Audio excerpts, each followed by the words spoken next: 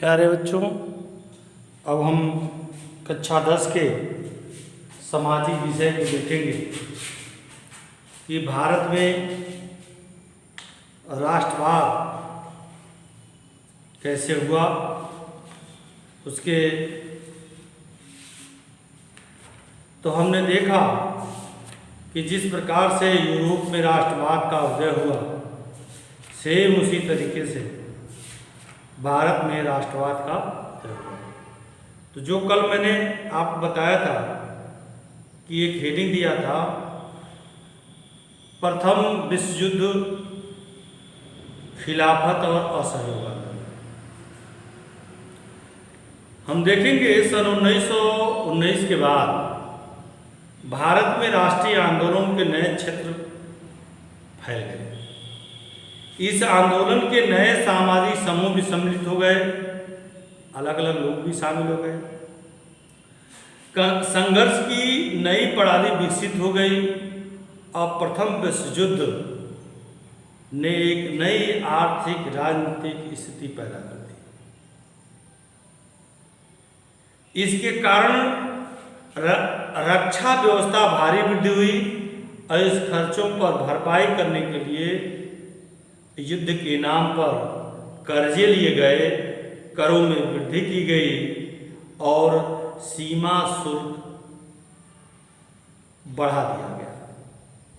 आय कर शुरू कर दिया गया और युद्ध के कारण वस्तुओं की कीमतें तेजी से वृद्धि हो गई और सन 1913 से लेकर सन 1918 के बीच वस्तुओं की कीमतें दुगनी हो गई, जिसके कारण आप लोग कठिनाइयाँ बहुत बढ़ गई। गांव में अंग्रेजों द्वारा भारत के लोगों को जबरदस्ती सेना में भर्ती होने के लिए कहा गया, जिसके कारण ग्रामीण क्षेत्र में व्यापक गुस्सा था। जबरदस्ती सेना सैनिक बनाए जाते थे। सन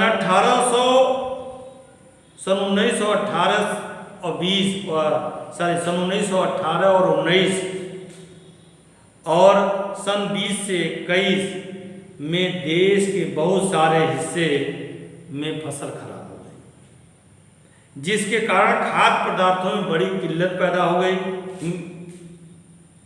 लोग उम्मीद थी कि युद्ध समाप्त होने के बाद परेशानियां कम होंगी, लेकिन ऐसा नहीं हुआ।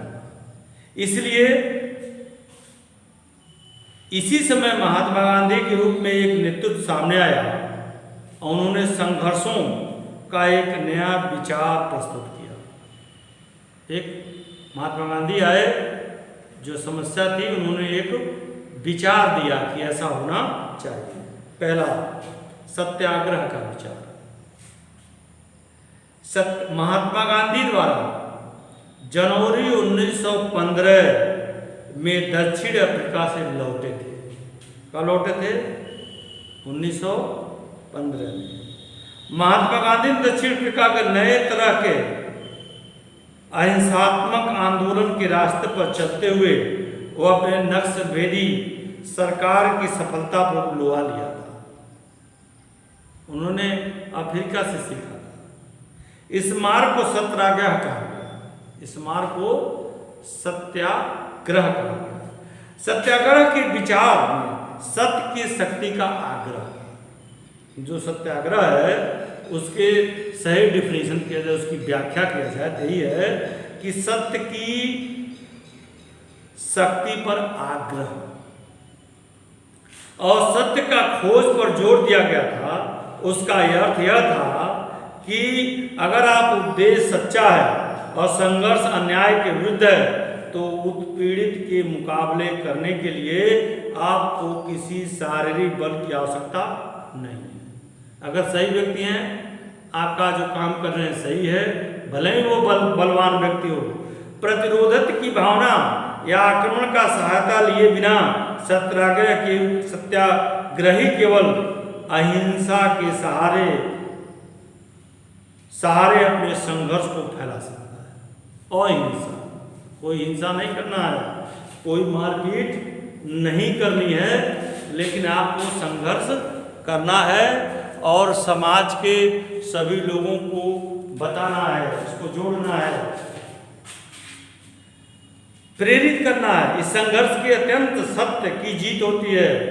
गांधी जी का यह विश्वास था कि अहिंसा का मार्ग सभी भारतीयों को एकता के सूत्र में बांध सकता है। महात्मा गांधी के जो विचार थे क्या थे? करे कि सत्याग्रह शारीरिक बल नहीं है। सत्याग्रही अपने सत्य को कष्ट नहीं पहुंचाता है, न ही वह अपने सत्य पर विनाश करता है। सत्याग्रह के प्रयोग से दुर्भावना के लिए कोई स्थान नहीं होता है। यह महात्मा गांधी का विचार है। भारत के बाद गांधी ने कई स्थानों पर सत्याग्रह आंदोलन चलाए। सन 1916 में उन्होंने बिहार के चंपारण इलाके का दौरा किया। दमनकारी बाग व्यवस्था के खिलाफत किसानों के संघर्ष के लिए प्रेरित किया। और सन 1917 में उन्हें गुजरात के खेड़ा जिले के किसानों की सहायता से सत्याग्रह का आयोजन किया। यह ध्यान रखना है कि सत्याग्रह का आंदोलन 1917 में कहाँ पे शुरू किया गया? कहाँ के किसानों के? गुजरात के खेड़ा जिले के किसानों की सहायता के लिए सत्याग्रह शुरू हुआ।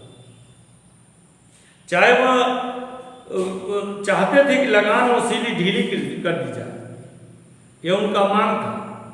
सन 1918 में गांधी की सूती कपड़ा कारखानों के मजदूरों के बीच सत्याग्रह आंदोलन चलाने की अहमदाबाद पहुंचे। उन्होंने किसानों तक ही सीमित नहीं रखा, जो कपड़ा मिलों में जो काम करते थे वहां तक वह जाकर के पहुंच गए।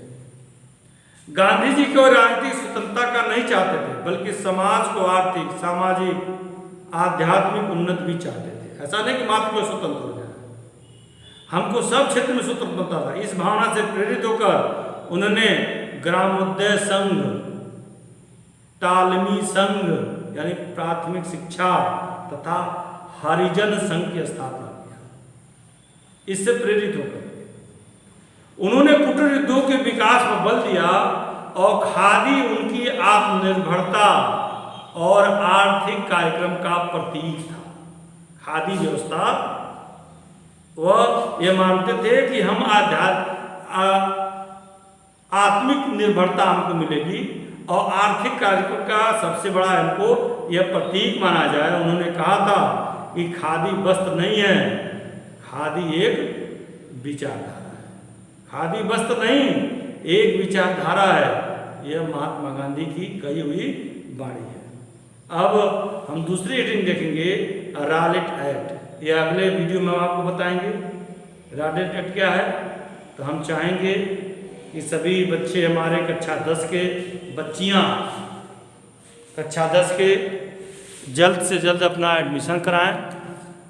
और एडमिशन क्योंकि 5 अगस्त 2020 अंतिम है।